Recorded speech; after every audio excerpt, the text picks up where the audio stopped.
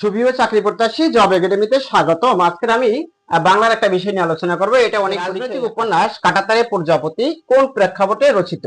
যে সেলিনা হোসেনের কাঁটাতারে প্রজাপতি উপন্যাসের প্রেক্ষাপট হলো নাচলের তেবাগা আন্দোলন ও তার কিংবদন্তি তুল্য সংগঠক ও নেত্রী ইলা মিত্র এর প্রেক্ষাপটে, অর্থাৎ তেবাগা আন্দোলনের কৃষকদের তেবাগা আন্দোলনের প্রেক্ষাপটে সেলিনা হোসেন তার রাজনৈতিক উপন্যাস কাঁটাতারে প্রজাপতি রচনা করেছিলেন। আর নাচল হলো চাঁপাইনবাবগঞ্জ জেলা উত্তর মধ্যাংশে নাচল অবস্থিত।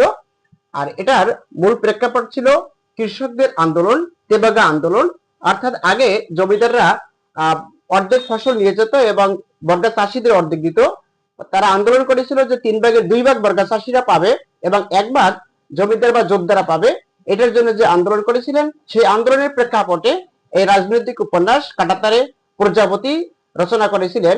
তেবাগা আন্দোলন ছিল 1946 থেকে 47 সালে অবিভক্ত বাংলায় সংগঠিত একটি ঐতিহাসিক ও তীব্র কৃষক গণ আন্দোলন। যে তেবাগা আন্দোলনটা ছিল কে?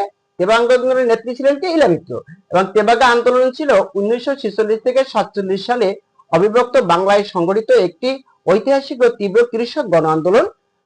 বর্গা বা ভাগচাষীরা নিজেদের অধিকার আদায়ের জন্য তৎকালীন জোদ্দার ও জমিদারদের শোষণের বিরুদ্ধে তারা যে আন্দোলন করেছিল, সেই আন্দোলনের প্রেক্ষাপটে ইলা মিত্র রাজনৈতিক উপন্যাস কাঁটাতারে প্রজাপতি রচনা করেছিলেন।